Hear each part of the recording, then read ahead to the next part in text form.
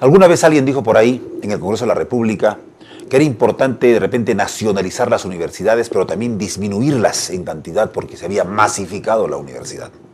Sin embargo, cuando uno, por ejemplo, pretende darle calidad educativa, aún en el escenario que estamos actualmente viviendo, y uno quiere calidad educativa, por ejemplo, como la de Chile, donde aproximadamente se gasta $7.600 por alumno, o como la de Brasil, por ejemplo, donde se gasta $13.500 por alumno, como la de Finlandia, por ejemplo, $8.400 por alumno, o como de Holanda, $12.300 por alumno, uno dice, realmente qué importante es el financiamiento para las universidades.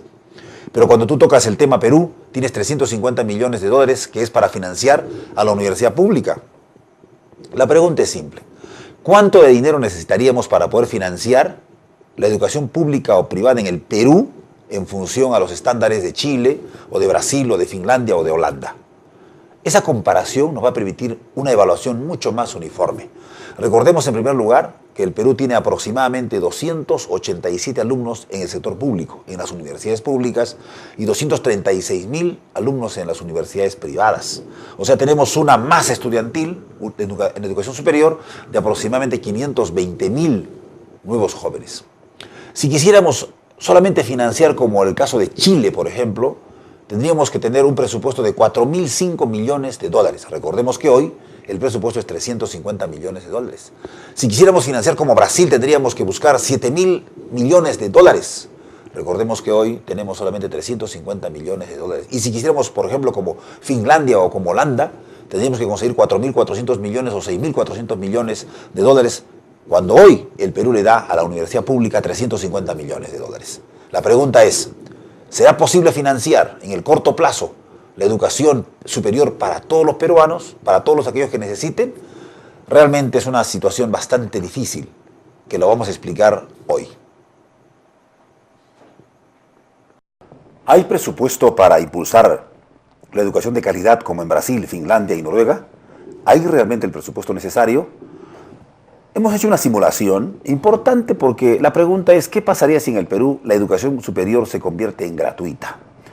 Cuando hablemos de esta posibilidad, tenemos que decir también que en las universidades públicas, de acuerdo a la documentación para el 2005, por fuente de la Asamblea Nacional de Rectores, habían 287.010 alumnos matriculados en las universidades públicas. Y ahora estamos hablando de 236.349 alumnos matriculados en universidades privadas. El total, 523.359 alumnos matriculados.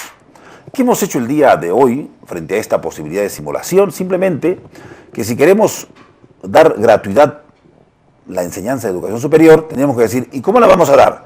Con calidad. Y la calidad obviamente es presupuesto. Si la queremos dar como en Chile, por ejemplo, donde en la práctica, ¿no es cierto?, se gasta $7.652 por alumno, estamos diciendo, por ejemplo, que en Chile estos 287.010 alumnos costarían $2.196 millones al año. Estos jóvenes de las privadas costarían, de acuerdo a este costo, ¿no?, costarían $1.809 millones.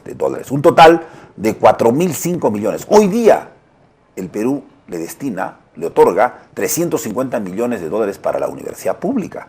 350, pero pasaría a ser de $4.005 millones con los gastos que hace Chile.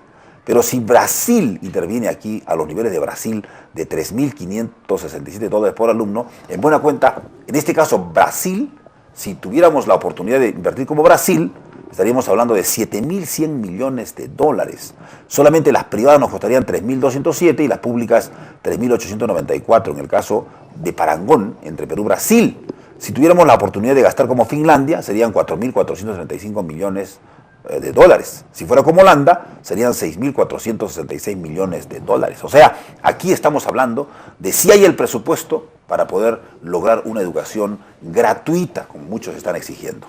Por otro lado, también veamos aquí que hay un crecimiento permanente, rápido, crecimiento acumulado de la matrícula del sector privado. O sea, este es un crecimiento, y se habla por eso de la masificación de la educación en el Perú y en América Latina, pero este es para América Latina. Y entonces nosotros notamos, por ejemplo, que el crecimiento porcentual acumulado del Producto Per Cápita es este.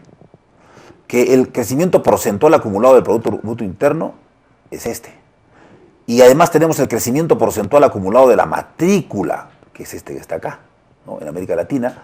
crecimiento acumulado de la matrícula del sector público, aquí está, siempre en este descenso, y obviamente tenemos el crecimiento acumulado de la matrícula en el sector privado. ¿Cuál es el razonamiento para esta gráfica? Simplemente de que el Producto Bruto Interno acumulado, ¿no es cierto?, el crecimiento es bastante bajo, es más, se estanca y disminuye, a diferencia del crecimiento porcentual acumulado del Producto Bruto Interno, que también pues es baja, ligeramente se extiende, pero está en los estándares menores.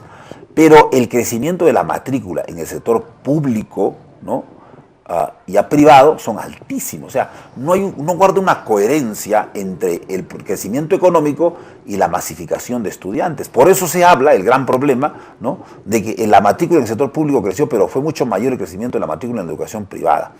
Menor PBI, menor presión tributaria, menores ingresos fiscales. Podemos afirmar que mientras la matrícula creció, el PBI per cápita se estancó y el PBI acumulado denota un crecimiento mínimo. O sea, no hay relación entre producción per cápita y la matrícula. O sea, quien ha financiado todo esto ha sido el sector privado.